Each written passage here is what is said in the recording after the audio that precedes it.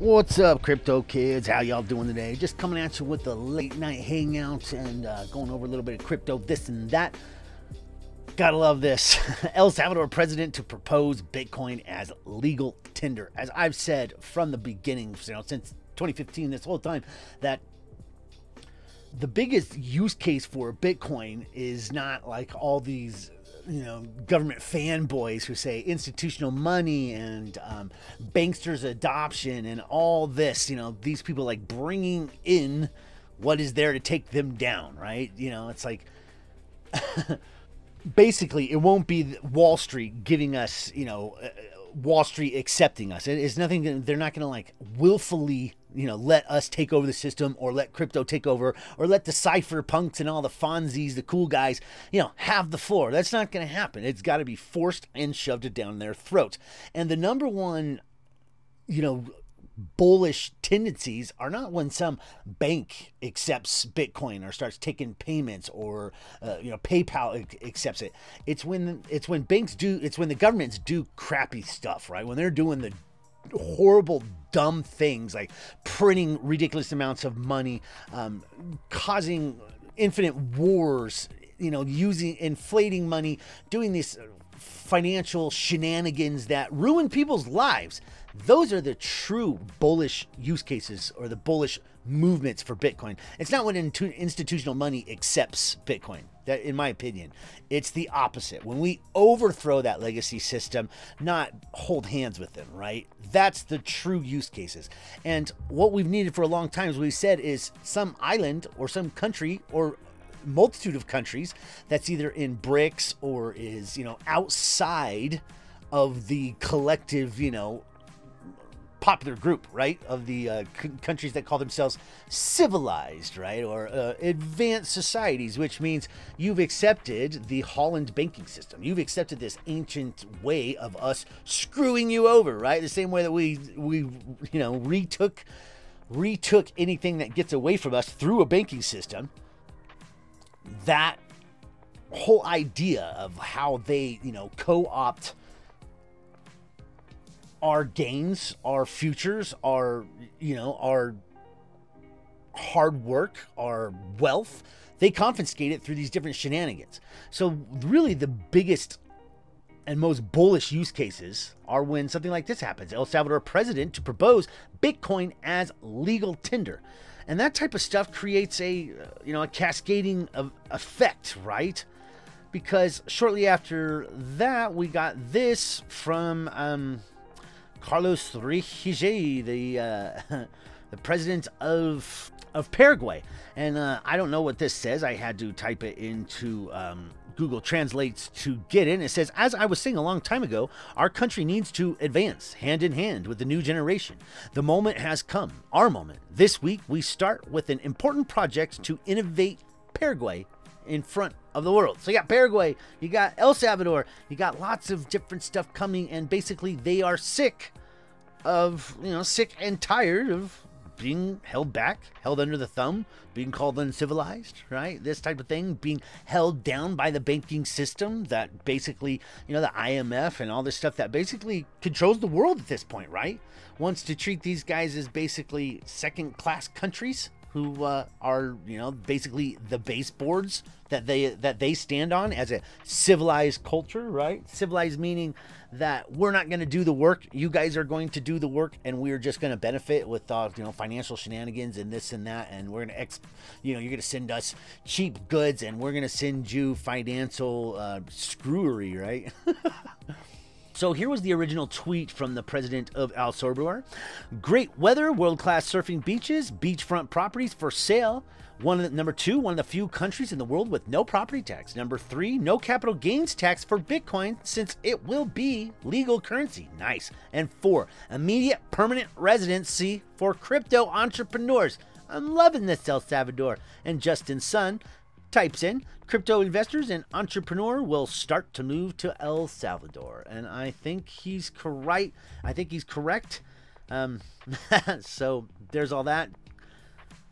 Country summary. Violent crime, murder, assault, rape, and armored robbery is common. Game activity such as extortion, violent street crime, and narcotics and arms trafficking is widespread. Local police may lack the resources to respond effectively to serious criminal incidences. That's what this guy's saying about El Salvador. Like, it sounds like you're describing LA. And Justin Sun had said to his tweet, El Salvador is a crypto nation now. Tron will become the first crypto organization to establish an office in El Salvador. I think that's awesome. Good for you. He's backing his stuff. Nice. I like that. I like that a lot. Moving on. High-powered blockchain. Man, what a week high-powered blockchain has. The developer, Stefan, he came out and did a big Q&A. There was a pump, there was a dump, and it was after a big, long dump. Let's go check out a chart. High-powered blockchain has been pretty interesting as of now. This is BTT. I thought I had HPB pulled up. Let's go ahead and pull that up. We'll just do it right here on old Bitsgap. Okay, HPB ETH, and that will show my trades. I'm out of range as of right now. We're going to have to correct that. But look what happened here. This thing, it just dumped down so hard. Dumped. And I reconfigured it. I kind of got bot screwed here. I mean, I'm not done. I'm still going to in the trade. But I had to reconfigure and throw some lines down in here. Within a few hours of me doing this, we got the most ridiculous pump candle I've ever seen. Look at this candle. Look at how big of a percentage jump that thing is. It's nuts. That's a what are we at there? That's a 60% candle. That's a big candle. And it wicked up and then wicked down. My bot started rebuilding and then went out of range, right? So I had grids down here. It jumped up. And then my bot started ranging up in here, and it traded for a while. And then the price jumped way down. And this looks like a new thing with Bitsgap. See these white lines? They used to be green, but I had the original green lines, and then it trailed up, brought back down. Red is representing your exposure to the market, but these green lines, these would be green. Now they're white. And I think white means lines that have been built after trailing has happened. So new little implementation there. We also got new here, this little share and earn thing, which is neat. You can basically click on that, share your bots on different social medias, and if someone clicks on it, it'll go straight to like your affiliate link and all of that. So let's get caught up on our cash bots challenge. I've had a couple changes. So we're at JUP USDT, which has had 9% trading. It's been all over the place. Look at this. Look at this thing. That's some serious volatility. And for someone who is volatility farming, which is what I'm doing, volatility shopping, this is what matters, right? Now, as we know, volume is the most important indicator out there. And anytime you see a big, giant green volume, big spike in volume, you can expect a big spike in price. These red candles mean a subtraction of volume, and you can see there's a subtraction in the price, right? So this JUP was doing quite well, and waiting for this to, I've gotten, some nice trading profits here. 916 in trading profits, but only 3.43 in the current change. And I'm when this candle reaches up somewhere up in here, this number will match that number. And at that point, I may close the bot and be done with it. Right now, we're here at XCAD. XCAD has done me good. I broke even on that with the last bot I set up, and now we're $53 in profit. So looking pretty good, and the candle's in a great spot. Everything looking very solid here. We're way above where I opened the bot at, and everything's looking nice. So we're going to call this a win. Let's go ahead and close this one out.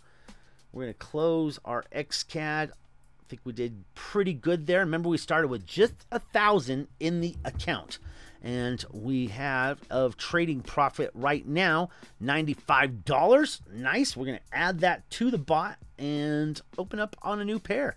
So let's close XCAD. It did us well at 3% a day.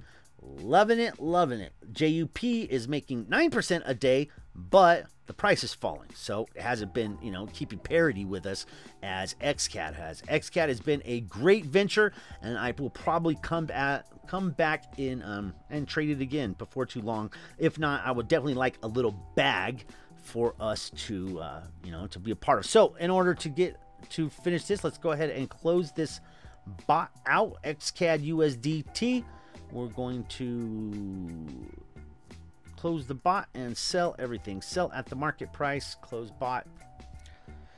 Now, oftentimes you end up having some of the crypto over here to the side, and in order to get a proper expectation of what you have, you know, you have to get rid of the risk that you just had there, right? So, oh yeah.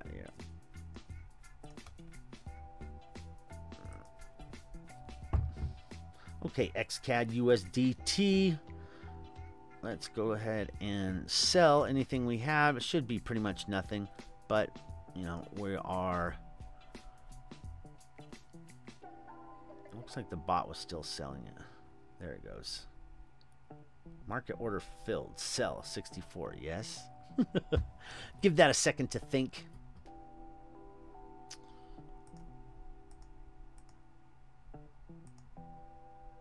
So we had 11 more XCAD sitting over there, $21 worth. Let's go ahead and sell that too, so we can have all of our money trading properly, right? And it's nice because we're selling right on a nice little uptick. So heading back over, we're going to set up a bot on some total dog crap, because the tests have been so positive, and right now it's in a kind of a smaller spot.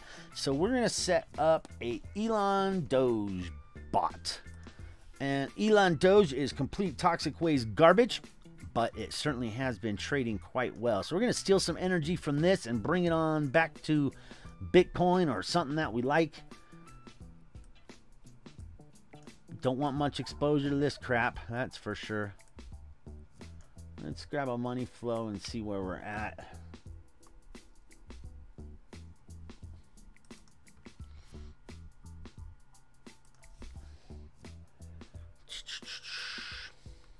We're not in a bad spot, so why not? Let's just go ahead and run it. You know, and if the MF, and you know, that MF basically tell me, you know, if it was in a bad spot for me, I would just wait, or, you know, just in a better position. So we don't want a lot of this crap. That should be good. Let's get us 15 grids though.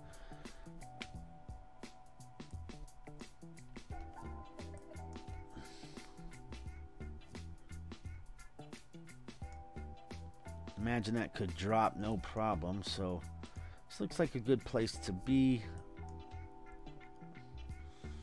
0.78. I really don't want too much of that garbage.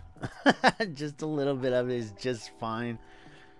Total will be 673, and with 628 in the JUP bot, we're doing pretty good, guys. We're up a couple hundred, you know, more than a couple $100.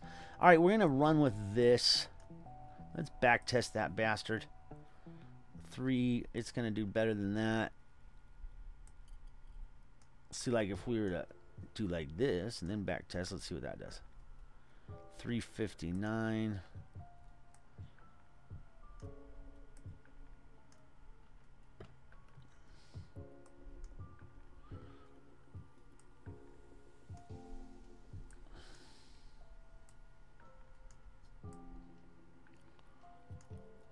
Okay, I'm liking that right there. We'll see how this girl does.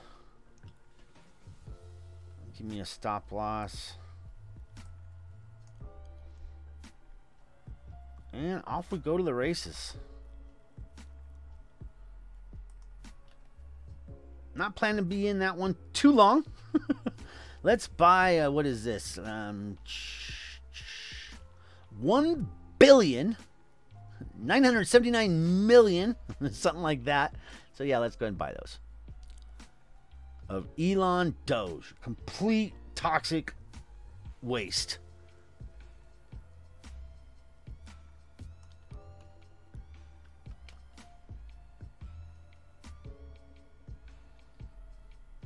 All right, let's go ahead and get HPB back in range while we are here.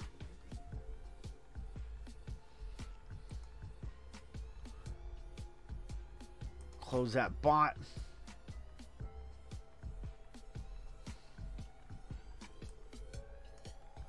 Get this thing trading.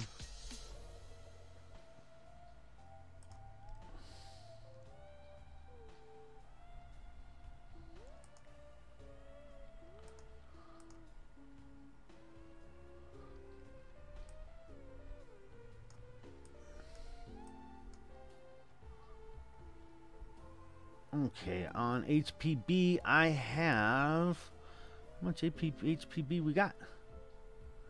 I have 17,452. Let's keep it all. 17,452. Want to keep it all.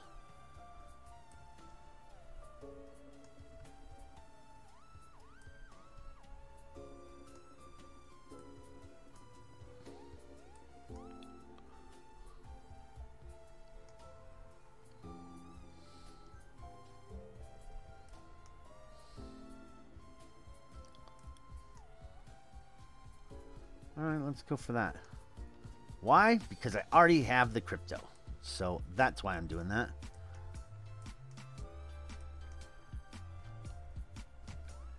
Okay, I'm liking that quite a bit. I'm going to leave it at that. Lost a little money by doing this, but we'll gain it back.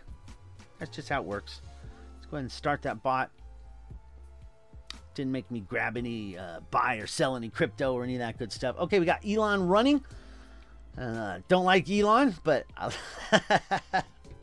but there we go. I'm sure you saw Anonymous came out and threatened Elon, and I thought it was great. It's really funny. I mean, you know, they kind of like with the whole Anonymous saga when they were still like, you know, going after with Anonymous coming after him, and Anonymous had like gone after the Church of Scientology. Remember that? And it's like that was kind of the last effective thing they did. They messed with their computer systems, they messed with different stuff, pulled some pranks, sent a guy like covered in pubic hair or something to one of their events and Vaseline, and like they actually did some stuff. That was the last time I remember Anonymous actually doing anything but threaten people.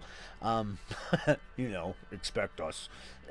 Since then, but I like that they're coming out and do that. I think that, you know, with the more that Elon tweets, you know, the SEC is definitely going to be coming out. He's going in a room with them. They are definitely going to call him to come and, you know, there's no question he's going to be in front of them. So I think with all these garbage tweets that he's sending out now, it's just a way to, like, you know, delude the market, right? And say, I didn't affect the market with all these tweets. I'm just tweeting nonsense. It's just, you know, I'm just tweeting garbage, not trying to hurt anybody. And I think that's all his new tweets is actually a way for him to diminish his own power within the crypto markets, so that the SEC, so that he can say to the SEC, you know, oh, I don't have any effect, I'm just trolling, you know, and not really have to worry about it. It might be a good argument for him, actually, and it may be his lawyers told him to go out there and give these start putting out a bunch more cum rocket tweets and all that good stuff.